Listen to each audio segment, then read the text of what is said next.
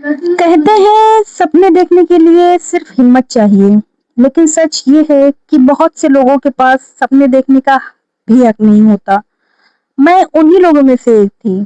मेरे घर की आर्थिक स्थिति कभी ऐसी नहीं थी कि मैं बड़े-बड़े सपने देख पाती। हर ख्वाहिश देखने से पहले उसकी कीमत सोचनी पड़ती थी। महंगी पढ़ाई, बड़े शहर, बड़े कॉलेजेस, ये सब मेरी दुनिया का हिस्सा कभी थे ही नहीं। लेकिन एक चीज थी जो मेरे पास हमेशा से थी, वो थी आजादी। ख़यालों की आज़ादी, सोच की आज़ादी और अपनी पहचान बनाने की आज़ादी। और इस आज़ादी का सबसे बड़ा श्रेय जाता है मेरी माँ को। मेरा कोई भाई नहीं है, लेकिन मेरी माँ ने कभी मुझे ये एहसास नहीं होने दिया कि मेरी ज़िंदगी किसी लड़के से कम है। उन्होंने कभी मुझे लड़की हो कहकर रोका नहीं, बल्कि हमेशा कहा कि ज़िंदगी में वहाँ तक जाना जहाँ तक तुम्हारा मन चाहे। लोग कहते हैं कि कुछ घरों में लड़कियों को बहुत आज़ादी मिलती है, जैसे किसी पुरुष ने उन्हें आज़ादी दी हो। लेकिन मेरा सवाल है, आखिर किसी पुरुष का क्या हक बनता है कि वो किसी स्त्री को आज़ादी दे, परमिशन दे? आज़ादी कोई उपहार नहीं है, आज़ादी कोई भीख नहीं है। ये हर इंसान का जन्मसिद्ध अधिकार है, चाहे वो स्त्री हो या पुरुष हो। सच कहूँ तो मैंने कभी इंजीनियर बनने का सपना खुलकर देखा ही नहीं था। बस बचपन से मेरे दिल के किसी एक कोने में एक छोटी-सी जगह थी, जहाँ इंजीनियर लिखा हुआ था। शायद मेरा दिल जानता था, जो मेरा दिमाग कभी मान नहीं पाया। मैं हमेशा सोचती थी, मेरी किस्मत में इंजीनियरिंग कहाँ? मेरी सहेलियां बड़े कॉन्फिडेंस से कहती थीं, मैं डॉक्टर बनूंगी। कोई कहता था मैं लखनऊ में पढ़ूंगी, कोई कहता था मैं दिल्ली में पढ़ूंगी। सब अपनी-अपनी ख्वाहिशें बताते थे। उनके पास पैसा था, फाइनेंशियली स्ट्रांग थी, वो लोग कर सकती थी, लेकिन मैं नहीं कर सकती थी। मैं बस चुपचाप उनकी बातें सुनती और उदास मन से सोचती कि क्या मैं कभी कुछ बन पाऊंगी? क्योंकि मुझे लगता था कि मेरी आर्थिक स्थिति मुझे इतने बड़े सपने देखने का अधिकार ही नहीं देती। फिर मैंने अपने मन को समझाया और सीए की तैयारी करने का फैसला कर लिया। बुक्स भी खरीद ली। लेकिन कहते हैं ना, जिसकी मंजिल जहाँ होती है, जिंदगी उसे वहीं ले जाती है। मेरे साथ भी कुछ ऐसा हुआ। एक पल में मेरी जिंदगी बदल गई।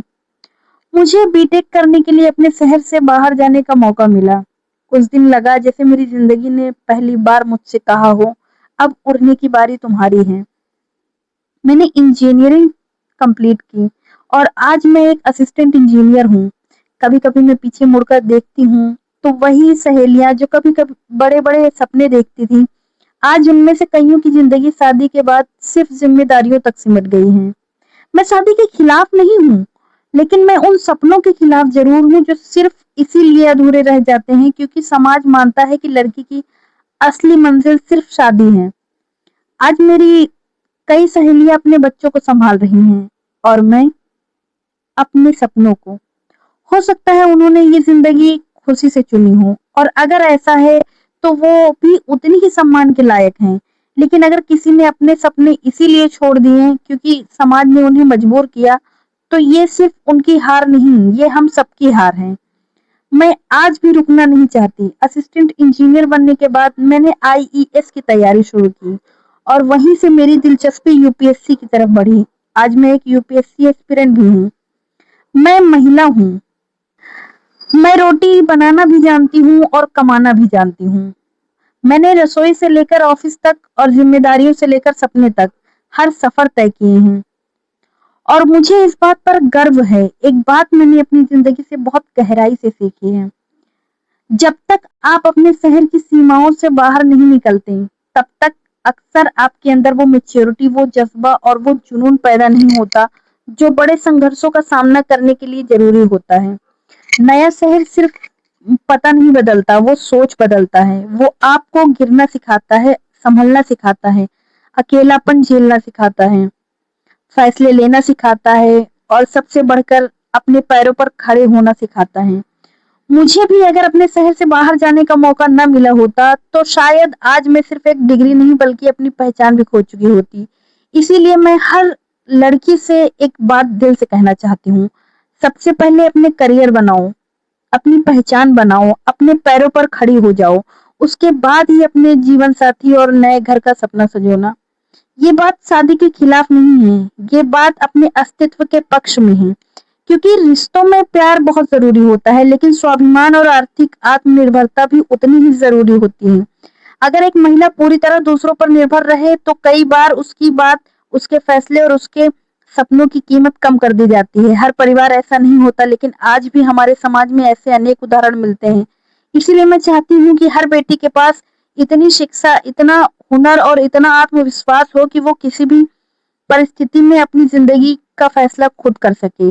हमें बचपन से राजकुमार की कहानियाँ सुनाई गई हैं, लेकिन सच ये है कि ज़िंदगी किसी राजकुमार का इंतज़ार नहीं करती। और मैं तो ये भी चाहती हूँ कि कोई राजकुमार किसी लड़की की ज़िम्मेदारी उठाए। हम लड़कियाँ किसी से कम नहीं हैं।